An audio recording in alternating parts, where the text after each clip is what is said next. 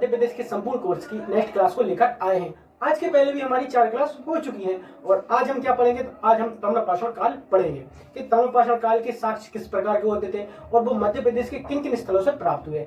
बस आज की पहली वाली क्लास में हमने मध्य प्रदेश के इतिहास को प्रारंभ किया था, जिसमें हमने इतिहास में पुरापाषाण काल, मध्यपाषाण काल और नवपाषाण काल के साक्ष्य और उनके खोजकर्ता को देखा था। और आज हम क्या पढ़ेंगे, तो आज हम पढ़ेंगे ताम्रपाषाण काल। क्या? ताम्रपाषाण काल।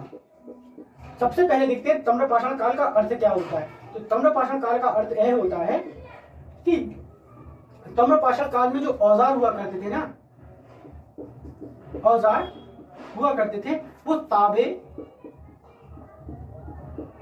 और किसके? पाषाण। ताम्र का क्या हो जाएगा?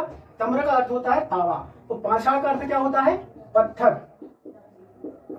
मतलब ताम्रपाषाण काल में जो औजार हुआ करते थे वो तांबे और पत्थर के हुआ करते थे। अब ताम्रपाषाण काल में किस किस स्थल से इसके साक्ष्य प्राप्त हुए हैं, तो इसके कहां कहां से साक्ष्य प्राप्त हुए हैं देखते हैं। सबसे पहले देखा हमने, तो एक तो जबलपुर हो जाएगा, एक अपना बालाघाट हो जाएगा, एक क्या हो जाएगा? नागदा हो जाएगा, नागदा टोली भी हो जाएगा, नागदा टोली भी हो जाएगा और बेसनगर भी हो जाएगा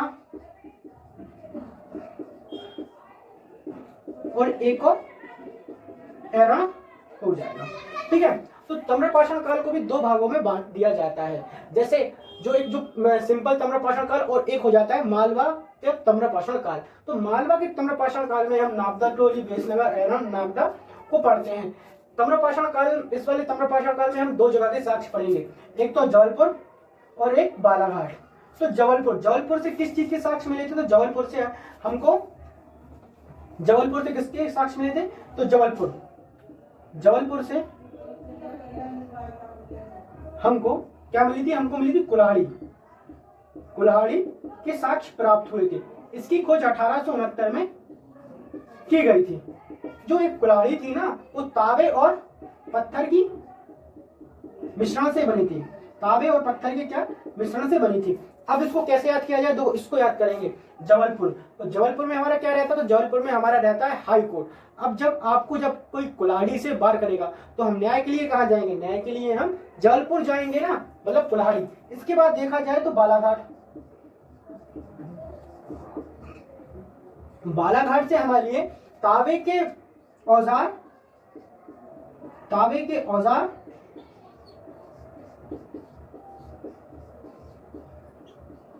और चांदी के आभूषण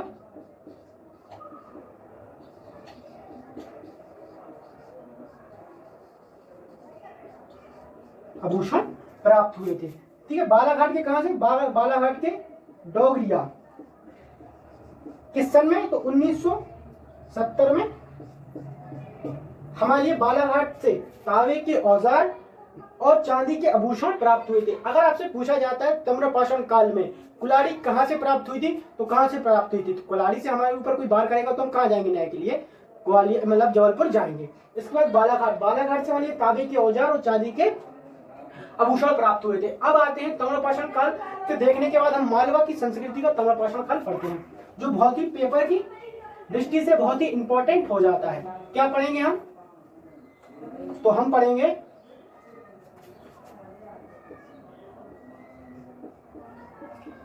मालवा का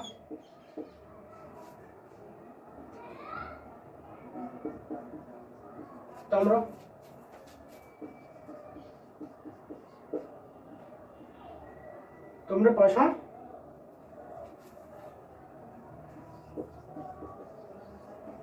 संस्कृति। देखो, सबसे पहले मालवा में ताम्रपाषाण संस्कृति में सबसे दो इंपॉर्टेंट शहर हो जाते हैं। दो क्या, एक ही मान लो। कौन सा है वो है नागदा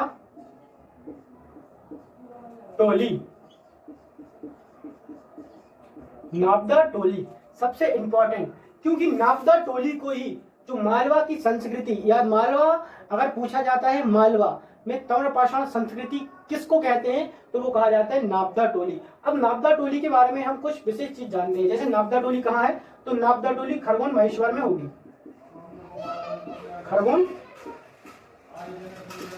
महेश्वर में स्थित है।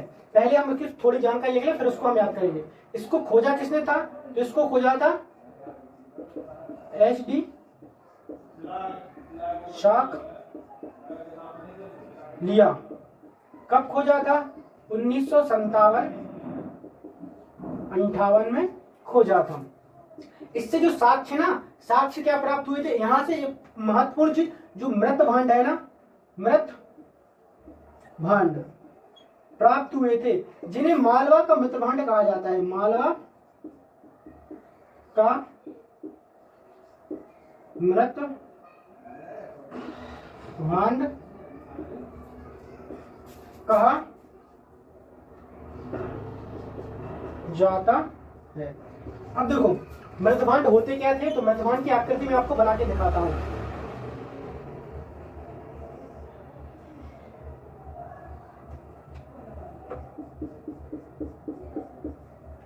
मृत भांड ऐसे हुआ करते थे और एक कोई बड़े से पट्टी पे इसको रख दिया जाता था। यह मृतभांड होते हैं। मृतभांड सबसे महत्वपूर्ण अगर पूछा जाता है कि मालवा का जो ताम्रपाषाण काल का सबसे प्रमुख साक्ष्य कौन सा होता है, तो मृतभांड हो जाता है। और मालवा का मृतभांड किसको कहा जाता है, तो नापदा टोली से जो प्राप्त मृतभांड है ना, उसको मालवा का मृतभांड कहा जाता है। अब आता है सबसे इंपॉर्टेंट क्वेश्चन कि इसकी खोज और यह किस जिले में है। अब देखो नापदा टोली, अब नापदा टोली से याद करो कैसी, महेश्वर, क्योंकि महेश्वर क्या नर्मदा नदी का तट है, ठीक है। और जब इतने सुंदर सुंदर पॉइंट तट है ना, तो आप ये बताइए जब आप जाओगे महेश्वर, ठीक है, महेश्वर हमने बना दिया, ये हो गया नर्मदा नदी, ठीक है, नर्मदा नदी का तट, और महेश्वर जाओगे तो आप अकेले नहीं जाओगे, आप कितने अपने 9 जन की टोली को लेके जाओगे, ठीक है, 9 जन की क्या लेके जाओगे, आप अपने नए मतलब टोली को लेके जाओगे, ठीक है। तो ये हो गया नापदा टोली। अब कहाँ गए, हम गए महेश्वर।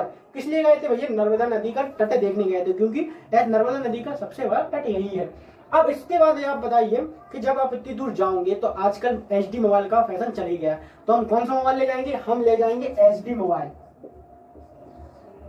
HD मोबाइल हम ले जाएंगे।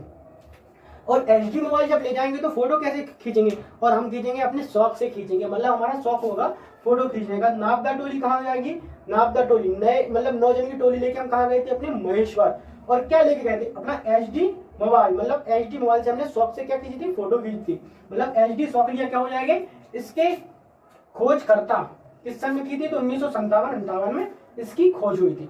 अब देखते हैं नापदा टोली से साक्ष्य कौन कौन से प्राप्त हुए थे और कौन कौन से प्राप्त साक्ष्य नहीं हुए थे। सबसे पहले देखा जाए, ठीक है, साक्ष्य, तो साक्ष्य हमारे लिए अगर पूछा जाता है तो घोड़े के साक्ष्य नापदा टोली से प्राप्त नहीं हुए थे, ठीक है ना। एक मतलब मैंने कहीं पढ़ा है और आप भी मेरे को बताना है सही है कि नहीं है, कि भारत में सबसे पुराने चावल के साक्ष्य नापदा टोली से प्राप्त हुए, लेकिन ऐसा नहीं है। मैंने इसको कोल्ड हवा जो अपना क्या कहते हैं हड़प्पा सभ्यता का ना, उससे कोल्डी हवा उससे प्राप्त किया था, लेकिन इसमें कहीं कहीं किसी बुक में दिया है कि नापदा टोली से सबसे पुराने प्राचीनतम चावल के साक्ष्य प्राप्त हुए थे। इससे बाद देखा जाए कि कृषि के साक्ष्य भी यहाँ से प्राप्त हुए थे, ठीक है ना। और क्या हो जाएगा, कृषि के साक्ष्य और घोड़े के साक्ष्य यहाँ से प्राप्त नहीं हुए थे। अब इसके बाद देखा हमने किसको, नापदा टोली के देखने के बाद अब हम पढ़ते हैं कायथा को, ठीक है। कौन सा हो जाएगा हमारा स्थल, कायथा। अब कायथा है कहां पे, तो कायथा हो जाएगा उज्जैन में। अब देखो इसको कैसे याद किया जाए, काल था, और काल से याद करो काल, और काल के मतलब काल के देवता कौन है, अपने महाकाल। कौन सी नदी पे है, तो काली सिंधी पे होगा ना, काली सिंध नदी पे स्थित है, ठीक है ना। काल से काय से काल, और काल से काली नदी, काली सिंध नदी पे हो जाएगा। ये बात सोचना कि आप उज्जैन है तो क्षिप्रा नदी पे होगा, नहीं, काली सिंध नदी पे स्थित है क्षिप्रा नदी पे तो अपना जो क्या सहस्त्र का मेला लगता है 12 वर्ष बाद। आपको मैं सहस्त्र के मेले की बहुत ही अच्छी अच्छी चीज बताऊंगा। अभी आपको सभी को पता होगा कि सहस्त्र का मेला 12 वर्ष में लगता है, और क्या पता होगा कि यह किस मास में लगता है, वैशाख में लगता है, चैत्र में लगता है, कि वैशाख से शुरू होता है कि चैत्र से शुरू होता है। मैं आपको सभी जानकारी अच्छे से बताऊंगा। तो कायदा कहाँ पे हो जाएगा अपना, उज्जैन। उज्जैन मतलब कौन से अपने काल के मतलब महाकाल, महाकाल के देवता कौन है अपने, महाकाल मतलब शिव भगवान होंगे। तो कायदा कहाँ पे है, तो कायदा अपना उज्जैन में हो जाएगा। किस नदी के किनारे, तो काली नदी के किनारे होगा। अब देखा जाए इसकी खोज किसने की थी, विष्णु वाराणकर ने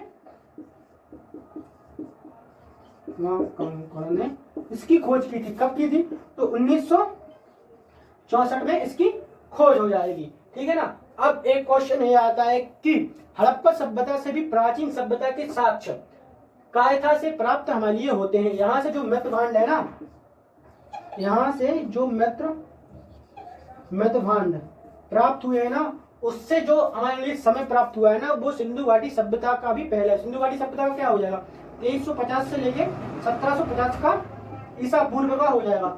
अगर आपको, चलो ठीक है मैं आगे बताऊंगा, ठीक है। तो 2350 से 1750, लेकिन उसके पहले की भी जानकारी हमें कायथा के मृत भांड से प्राप्त होती है कि सिंधु घाटी सभ्यता के पहले भी कोई सभ्यता थी। इसके बाद कायथा के बाद हम आते हैं अब कहां पे, कायथा नापदा टोली हो गया। अब आते हैं वेशनगर।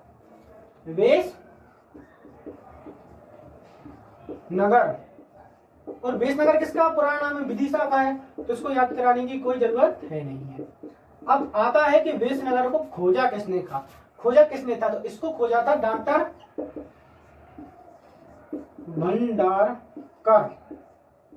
अब देखो, भारत की सबसे अच्छी परंपरा कौन सी होती है कि भंडारा। जब भी कोई काम होता है तो हमारे इधर पे क्या होता है, भंडारा। और जब इंसान विदिशा चला जाएगा, मतलब विदिशा से याद करो विदेश, और जब विदेश चला जाएगा तो वो क्या नहीं खा पाएगा, भंडारा नहीं खा पाएगा, क्योंकि भंडारा तो भारत में होता है, ठीक है। और देखा होगा आपने, जो लोग ज्यादा भंडारा खाते हैं तो उनका हो जाता है क्या, पेट खराब। और वो किसके पास जाएंगे भाई, वो तो डॉक्टर के पास ही जाएंगे। तो विदिशा हो जाएगा अपना कहाँ पे, खोज मतलब खोज करता या उज्जैन, इसका उत्खनन, ठीक है, उत्खनन करता अपने कौन हो जाएंगे, डॉक्टर भंडारकर हो जाएंगे। अब वेशनगर के बाद आते हैं हम एरण। कौन सा, एरण।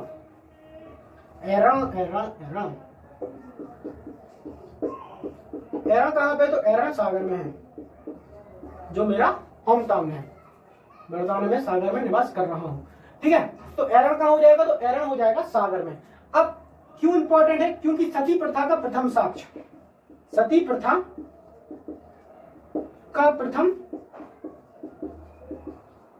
साक्ष्य यहीं से प्राप्त हुआ था, 510 ईस्वी। कौन से राजा थे, भानुगुप्त के एक मतलब सैनिक हो जाएंगे गोपाल, ठीक है। उनकी हत्या हो गई थी, तो उनकी सती को यहीं पे क्या किया था, मतलब सती प्रथा का मतलब क्या होता है, सती प्रथा का मतलब ये होता है जब किसी की पति खत्म हो जाता है तो उसकी पत्नी को साथ में ही जला दिया जाता है, उसको हम सती प्रथा कहते हैं। और सती प्रथा का अंत किसने किया था, तो आप मेरे को कमेंट बॉक्स में जरूर बताना अगर आप मेरी वीडियो अभी तक देख रहे हो, ठीक है ना। इसके बाद एरण के बाद अपन कौन सा आ जाएगा, एरण हो गया, विदिशा हो गया, और नापदा टोली हो गया, और क्या बचा, तो और बचा अपन को जो लौहकालीन संस्कृति है उसको पढ़ना है। कौन सी, लौहकालीन संस्कृति इंपॉर्टेंट इसलिए हो जाती है कि इसमें जो मतभांड प्राप्त हुए थे वो धूसर, चित्रित मृतभांड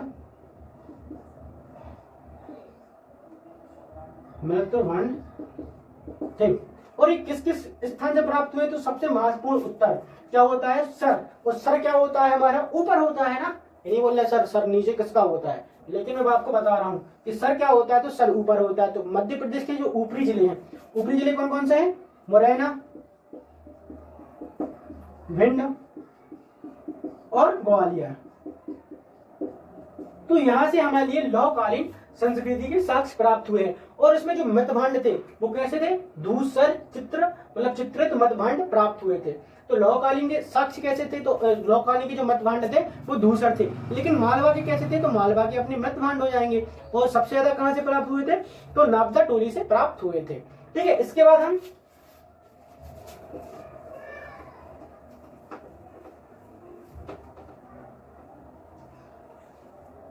अब जो मध्य प्रदेश का समान मतलब हिस्ट्री थी या फिर इतिहास था उसको हमने समाप्त कर लिया है।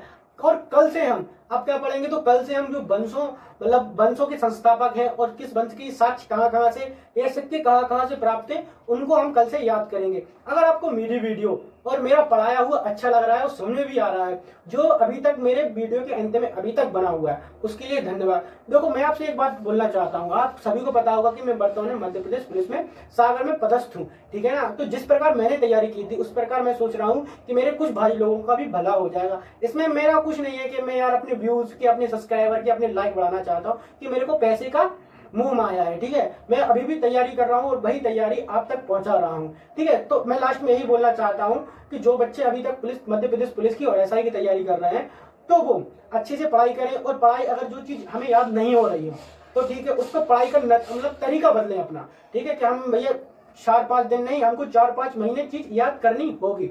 अगर आपको वीडियो अच्छी लगी हो तो लाइक, कमेंट एंड सब्सक्राइब जरूर करें। धन्यवाद।